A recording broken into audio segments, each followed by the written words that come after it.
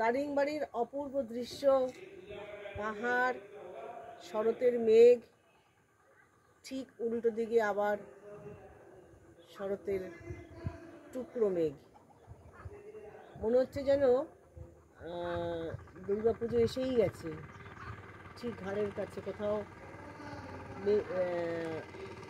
তেজাতুলোর মতন যে মেঘগুলি, সেই মেঘগুলিকে দেখে মনে হচ্ছে কোথাও দুর্গা ঠাকুর দাঁড়িয়ে আছে, কোথাও অসুরের মুখ, কোথাও আবার পাহাড়ের উপরে ওই দূরে টিলা দেখা যাচ্ছে, নারকেল গাছের সারি, পাহাড়ের সুউচ্চ পর্বত, আর ওই দূরে দূরে সমস্ত কটেজগুলি দেখা যাচ্ছে।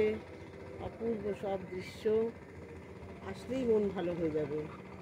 আর চারিদিকে এত সবুজ, এত সবুজ যে সত্যি মনটা যেন ভালোই হয়ে যায়। টাটা, আবার দেখা হবে আপনাদের সঙ্গে গোপালপুরে।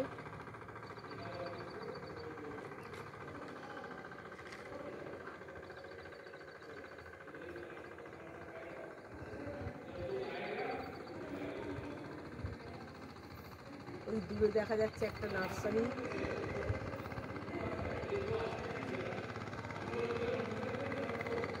আমরা তো ওই রাস্তা দিয়ে এলাম, ওই রাস্তা দিয়েই তো এলাম।